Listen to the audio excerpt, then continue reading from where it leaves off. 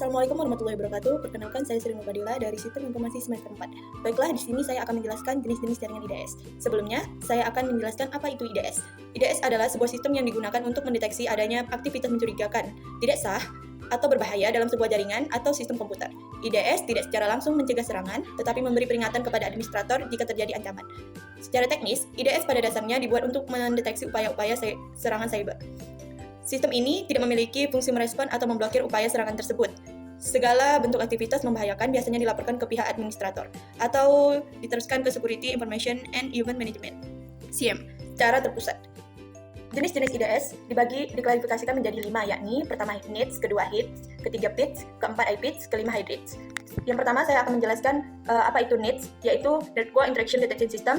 Merupakan pengawasan trafik yang ditempatkan di sebuah titik strategis mencakup semua host dalam jaringan. Seluruh lalu lintas yang menuju atau berasal dari jaringan akan dianalisis untuk memastikan apakah ada percobaan penyusupan dalam sistem jaringan. Karena mencakup semua trafik, hal ini dapat menyebabkan penurunan kecepatan akses jaringan. Kelebihannya, 1. Memantau seluruh lalu lintas jaringan dari banyak perangkat secara real time.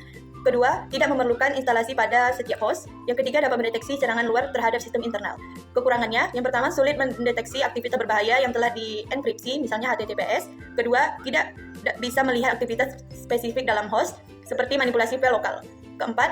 Ketiga, performa dapat mengganggu di jaringan berkecepatan tinggi, high throughput.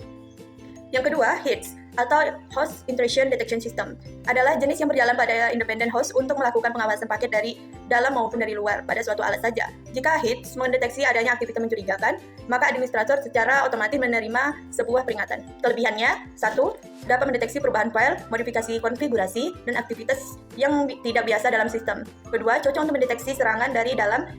Yang ketiga, memberi konteks penuh terhadap serangan, misalnya user, proses, waktu, dan sebagainya.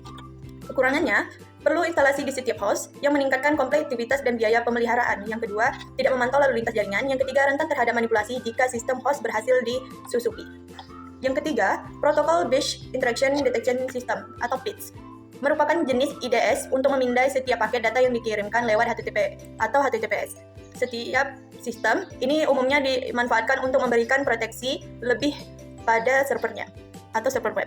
Selain itu, PIDS juga melakukan pengawasan setiap trafik yang mengalir antara online retouch dan perangkat pengguna. Kelebihannya, yang pertama, mampu mendeteksi serangan spesifik yang memploitasikan kelemahan protokol aplikasi. Yang kedua, lebih akurat pada aplikasi dengan protokol standar dan kompleks, seperti web server atau mail server dan sebagainya.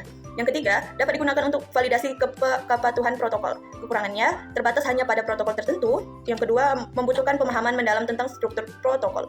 Yang ketiga, bisa terlewat jika serangan dilakukan di luar protokol yang diawasi. Baik, yang keempat, Application Protocol Based Intrusion Detection System (IPIDS) adalah jenis IDS yang ditempatkan langsung dalam sekumpulan server. IPIDS mampu mengidentifikasi akses ilegal dengan cara memantau trafik pada protokol khusus aplikasi, termasuk ketika mengakses protokol SQL. Sistem ini akan membantu protokol secara eksplisit setiap transfer paket data yang ada. Kelebihannya, 1. Fokus pada aplikasi kritikal yang memiliki resiko tinggi. Yang kedua, mendeteksi penyalahgunaan fungsionalitas aplikasi, misalnya SQL injection. Yang ketiga, memberikan deteksi lebih dalam terhadap konteks serangan aplikasi. Kekurangannya biasanya spesifik untuk satu aplikasi, kurang fleksibel. Yang kedua, sulit konfigurasi dan memerlukan pemahaman aplikasi secara menyeluruh. Yang keempat, yang ketiga, biasa implementasi lebih tinggi dibanding IDS biasanya. Yang kelima, Hybrid Interaction Detection System digunakan untuk mendeteksi berbagai intrusi secara menyeluruh. Sesuai namanya, jenis satu ini menggunakan 2 atau lebih pendekatan dari jenis IDS yang telah dijelaskan sebelumnya. Dalam Hybrid IDS, sistem data atau host agent dikombinasikan dengan informasi jaringan agar tampilan sistem dapat dikembangkan secara lengkap. Kelebihannya, deteksi serangan lebih menyeluruh karena mencakup berbagai sumber data, jaringan, host aplikasi. Kedua, mengurangi kelemahan masing-masing jenis IDS. Yang ketiga, dapat menyesuaikan terhadap ancaman baru maupun yang tidak dikenal.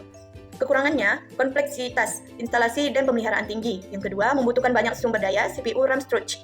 Yang ketiga, konfigurasi dan tuning harus dilakukan secara teliti agar hasil deteksi akurat. Di sini saya akan menjelaskan cara kerja IDS. Pada umumnya, cara kerja IDS adalah mendeteksi dan menemukan ancaman. Cara kerja ini tidak jauh berbeda dengan program-program antivirus, di mana sistem akan mendeteksi aktivitas berbahaya. IDS memantau dan mencocokkan trafik dengan pusat data instruksi yang menyimpan kumpulan data berbagai jenis penyusupan atau serangan. Jika terdapat kecocokan, selain IDS akan mengidentifikasi sekaligus mengirimkan peringatan. IDS juga dapat bekerja menggunakan metode lain, yakni memantau berkas sistem operasi. Cara ini menggunakan IDS mendeteksi aktivitas yang berpotensi merubah file untuk tertentu pada operation system, terutama log file. Selanjutnya, IDS akan mengirimkan peringatan bila mana sebuah aktivitas diidentifikasi sebagai suatu ancaman. Baiklah, terima kasih.